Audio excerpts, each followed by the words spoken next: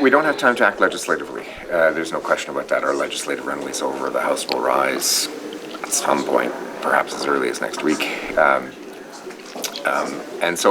But that being the case, it is normal to have, the normal response period for a report is 120 days.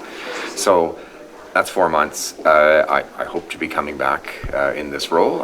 I hope that our government will get re-elected, and so we'll be able to hit the ground running. I think the main suggestion in the room is we need to look at the criminal law, and so I'm still going to stay general, if you don't mind, in the answer, but really look at what is within our jurisdiction, i.e. the criminal law power, and trying to really achieve that balance, as a number of people in the room have stated, of trying to draft a criminal law provision which targets only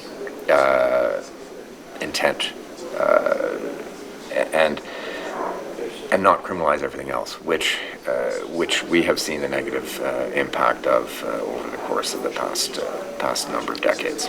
One thing that I think it would be quite reasonable to expect would be in the report is a recommendation that to the extent that there is any application of the criminal law to deal with allegations of HIV non-disclosure, it is not something that should be dealt with as a matter of sexual assault. I think there was a very strong view expressed by virtually all, if not all, but almost all witnesses before the committee, that sexual assault laws are just misapplied in this context.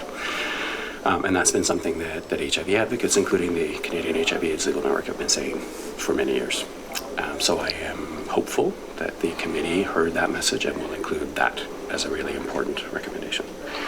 I think it's also important to note that most of the witnesses who appeared before the committee also pointed to the fact that we should be limiting any application of the criminal law to cases of intentional and actual transmission of HIV.